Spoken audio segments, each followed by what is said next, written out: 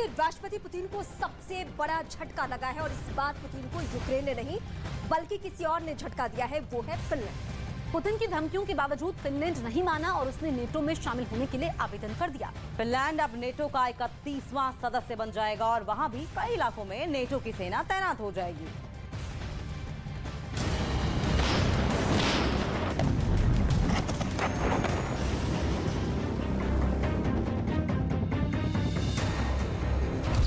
रूस के राष्ट्रपति पुतिन के लिए सबसे बड़ा झटका।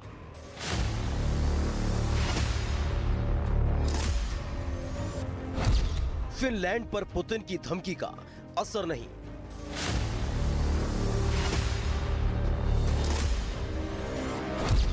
अब रूस के और करीब पहुंचने वाली है नेटो सेना।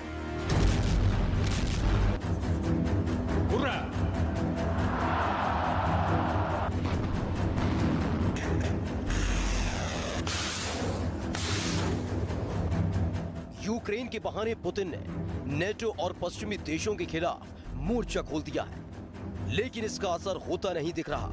नेटो देशों की संख्या बढ़ती ही जा रही है। रूस की धमकी का असर फिनलैंड पर भी नहीं हुआ। नेटो ने फिनलैंड का आवेदन मंजूर कर लिया है और जल्द ही वहां भी नेटो की सेना पहुंच जाएगी। फिनलैंड के इस कदम को पुतिन के लिए सबसे बड़ा झटका माना जा रहा है।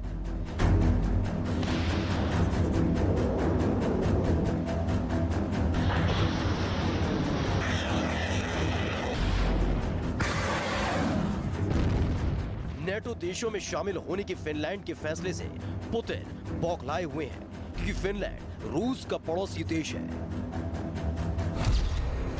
और ये दोनों देश करीब 1300 किलोमीटर की सीमा साझा करते हैं। फिनलैंड पश्चिमी यूरोप में नेटो का सबसे बड़ा ठिकाना बन सकता है।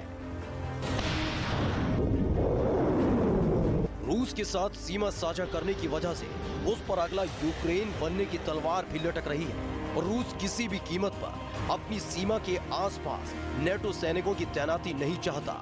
यानी साफ है कि रूस का अगला निशाना फिनलैंड भी हो सकता है। लिहाजा रूस की तरफ से फिनलैंड को खुली धमकी भी दी गई। रूस ने फिनलैंड को अंजाम भुगतने तक की धमकी दे डाली। रूस ने कहा कि उसे सैन्य कार्रवाई के लिए मजबूर न किया जाए।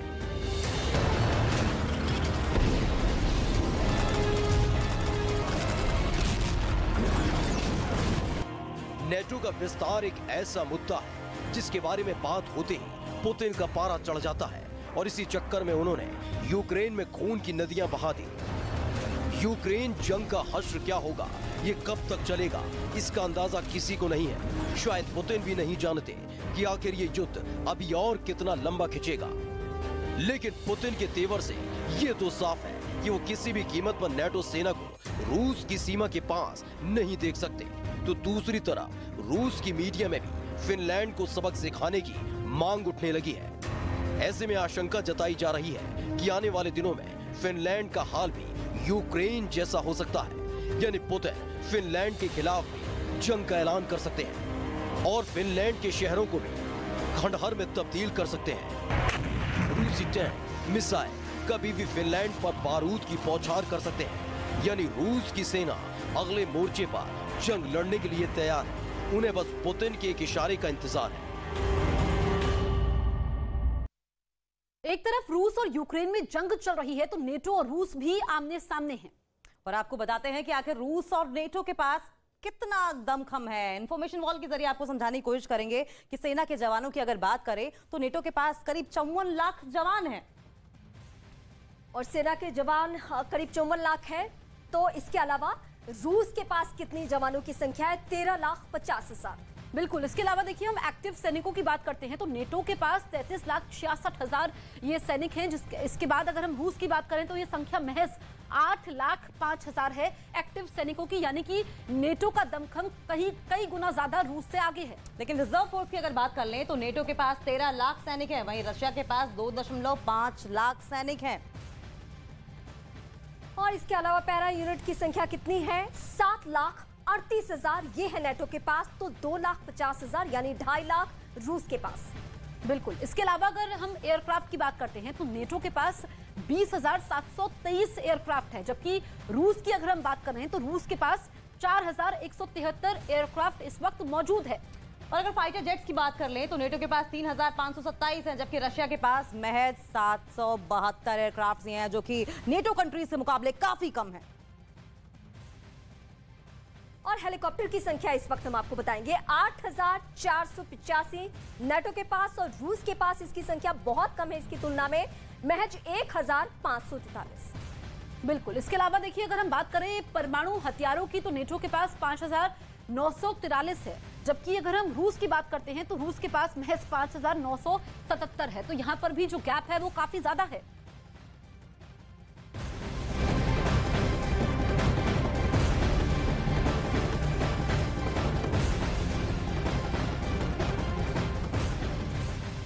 और इस बीच एक और बड़ी खबर सामने आ रही है। नेटो चीफ ने यह भी इशारा किया है कि फिनलैंड के बाद उसके पड़ोसी देश स्वीडन को भी नेटो में जल्द ही शामिल किया जाएगा। खबर तो यह भी मिल रही है कि स्वीडन के नेटो में शामिल किए जाने संबंधी प्रोटोकॉल पर नेटो के सभी 30 देशों ने साइन कर दिया है।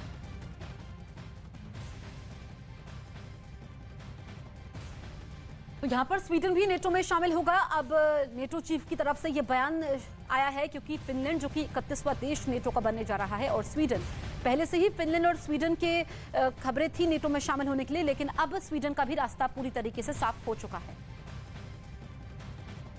आइए अब आपको हम बताते हैं कि आखिर फिनलैंड के नेटो में शामिल होने की बात से रूस को क्यों इतनी परेशानी है।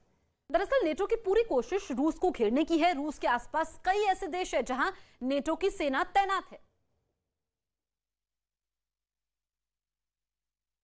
तो चलिए आपको मैप के जरिए समझाने की कोशिश करते हैं कि रशिया के आसपास किस तरीके से जो बाउंड्री लगती है और कौन कौन से ऐसे देश हैं जिससे कि रशिया जो है वो नेटो कंट्री से घिरता हुआ नजर आएगा। देखिए, सबसे पहले तो रशिया की बात कर लेंगे और उसके बाद बिल्कुल बगल में यूक्रेन है और उसके बाद फिनलैंड है। और फिनलैंड की जो बॉर्डर है वो आपको बता दें कि 1300 किलोमीटर रशिया से लगता हुआ है, और इसीलिए ये बड़ा झटका रशिया के लिए माना जा रहा है फिनलैंड का नेटो में शामिल हो जाना।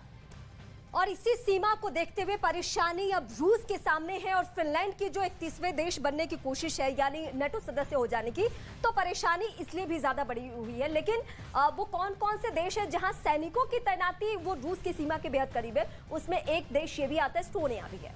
बिल्कुल। देखिए, तो यहाँ पर हम आपको आंकड़ा भी बता रहे हैं कि 1150 नेटो सैनिक यहाँ पर मौजूद है। किस तरीके से रूस यहाँ पर चौतरफा घिरा हुआ है, यानी कि 30 देश। और इसमें यह भी है कि अगर हम लातविया की बात करें तो 1650 नेटो सैनिकों की यहाँ पर मौजूदगी है, जिस वजह से रूस बौखलाया हुआ है। देखिए, एस्टोनिया, लातविया, लिथुआनिया, ये 3 कंट्रीज बाल्टिक कंट्रीज हैं, और तीनों ही कंट्रीज में देखिए किस तरीके से यहाँ पर सैनिकों की तैनाती की गई है। 1100 नेटो सैनिकों की तैनाती लातविया में भी, लिथुआनिया में भी की गई है।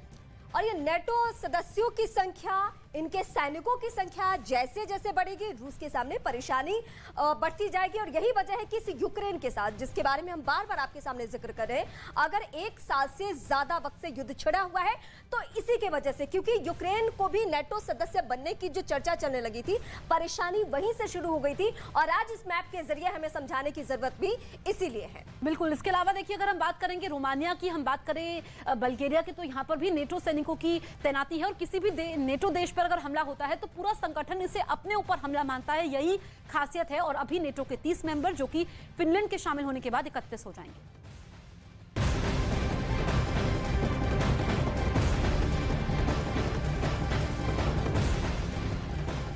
एक साल से ज्यादा समय से पुतिन यूक्रेन के खिलाफ जंग लड़ रहे हैं, और इस जंग की सबसे अहम वजह है नेटो। आखिर नेटो को लेकर पुतिन के डर की वजह क्या है, ये भी आपको बताएंगे। और उसे समझना बहुत जरूरी है, आखिर पुतिन को क्यों लग रहा है कि वो एक के बाद एक नेटो देशों से गिरते जा रहे। दिखाते हैं इस रिपोर्ट के जरिए।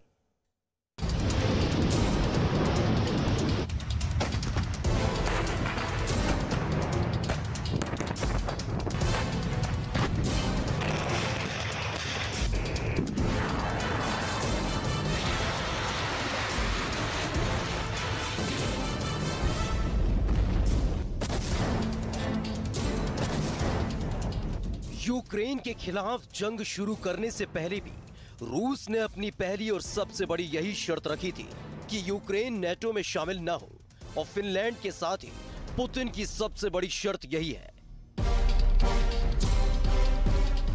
आखिर पुतिन को नेटो से क्या परेशानी है, इसे समझने के लिए आपको सबसे पहले रूस, यूक्रेन और फिनलैंड के भूगोल को समझना होगा। फिर नेटो के इतिहास को सबसे पहले इस मैप को देखिए। दुनिया के सबसे बड़े मुल्क रूस की पश्चिमी सीमा यूक्रेन से मिलती है और यूक्रेन के पड़ोस में यूरोप के देश हैं जो नेटो के सदस्य देश हैं और रूस नेटो को अपना जानी दुश्मन मानता है।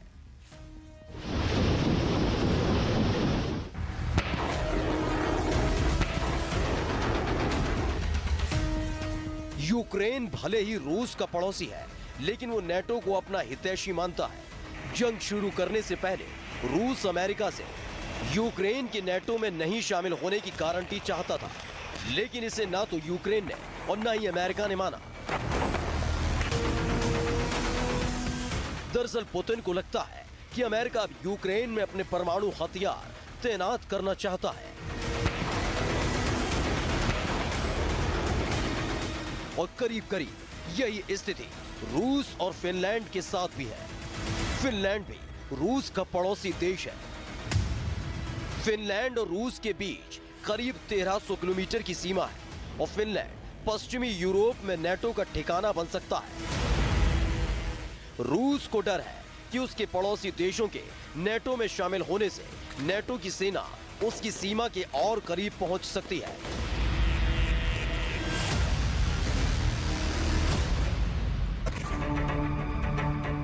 यूक्रेन 4 नेटो देशों पोलैंड, स्लोवाकिया, हंगरी और रोमानिया के साथ अपनी सीमा साझा करता है, जहां एक से बढ़कर एक घातक मिसाइलें नेटो ने लगा रखी हैं।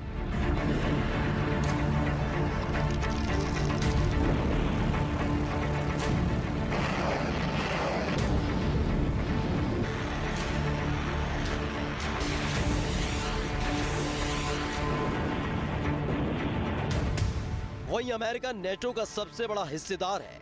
यूरोप में अमेरिका के 60,000 से भी ज्यादा सैनिक तैनात हैं। इटली में 44 बेस पर 12,247 अमेरिकी सैनिक हैं। ब्रिटेन में 24 सैन्य बेस पर अमेरिका के 9,274 जवान हैं। स्पेन में अमेरिका के 4 बेस हैं जिन पर 3,168 सैनिक हैं।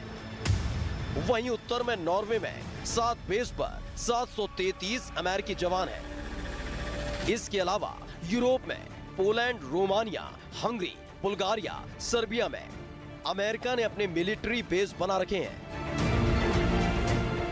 यूरोप में ये सिर्फ वो ठिकाने हैं जहां सिर्फ अमेरिका के सैनिक तैनात हैं। इसके अलावा नेटो के और सैन्य बेस पूरे यूरोप में फैले हैं। यूरोप, खासकर पश्चिमी यूरोप में नेटो के विस्तार को रूस ने नेटो की विस्तार नीति को जवाब देने के लिए नया मिलिट्री बेस बनाने का ऐलान किया था, लेकिन रूस को कमजोर करने के लिए नेटो की तरफ से भी चाल चली गई और नतीजा यह हुआ कि स्वीडन और फिनलैंड रूस के दुश्मन हो गए।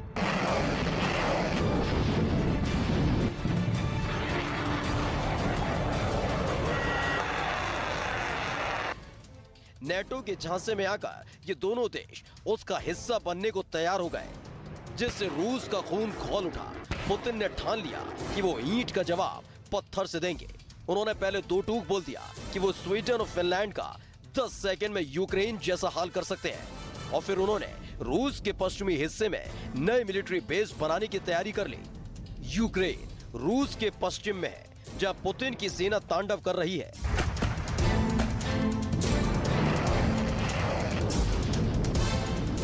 और अब वो इसी दिशा में यानी पश्चिमी रूस में नए सैन्य ठिकाने बनाने जा रहे हैं।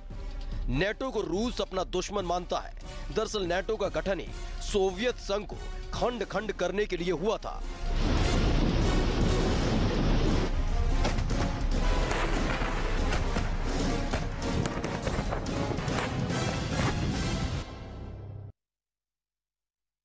रूस को कमजोर करने के लिए नेटो लगातार चाल चल रहा है। उसने रूस के 2 पड़ोसी देशों स्वीडन और फिनलैंड को उसका दुश्मन बना दिया है।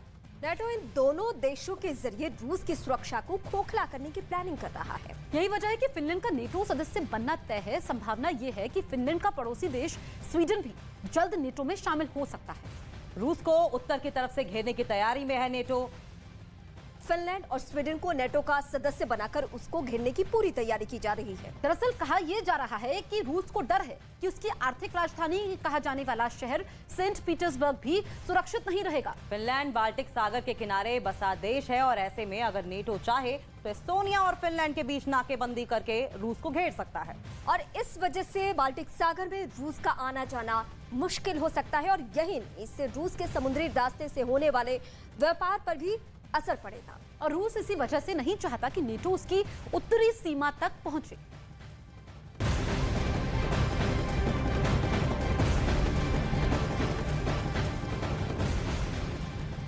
और अब आपको दिखाते हैं युद्ध से जुड़ी 10 बड़ी खबरें।